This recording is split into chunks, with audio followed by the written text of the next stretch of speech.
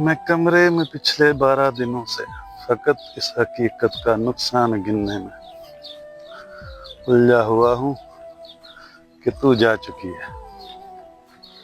तुझे रैगानी का रत्ती बराबर भी अंदाजा नहीं। तुझे याद है वो जमाना जिस वादी की पगडंडियों पे टहलते हुए कट गया। तुझे याद है जब कदम चल रहे थे, एक पैर तेरा था और एक मेरा।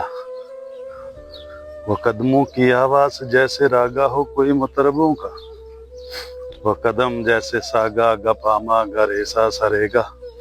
वो तपले की तरकट पतनक दिंदना बहम चल रहे थे। कदम जो मुसलसल अगर चल रहे थे तो कितने गवैयों के घर चल रहे थे। मगर जिस घड़ी उस राह को तूने मेरे तन्हा कदम के हवाले किया, वो सुरों की कहानी वहीं रुक गई थी। कितनी फनकारियां, कितनी बारीकियां, कितनी कलियां बलावल गोइयों के होंठों पे आने से पहले फना हो गई थी।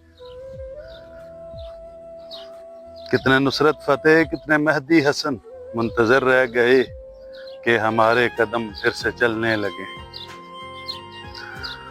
तुझे मालूम है जिस घड़ी मेरी आवाज सुनकर तू एक जाविये पर पलट कर मुड़ी थी। तुझे मालूम है जिस घड़ी मेरी आवाज सुनकर तू एक जाविये पर पलट कर मुड़ी थी, वहीं से रिलेटिविटी का जनाजा उठा था।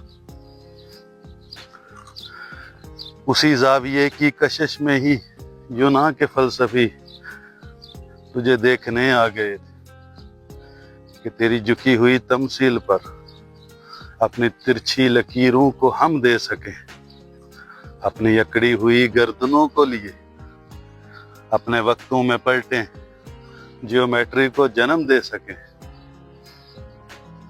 अगर अब भी कुछ फलसफी अपने फीके जमानों से भागे हुए मेरी राहों में नजरें बिछाए हुए अपनी दानिश में यूं कुछ खड़े हैं कि जैसे दानिश का वो मंबा यहीं पर कहीं है, मगर मुड़ के तकने को तू जो नहीं है।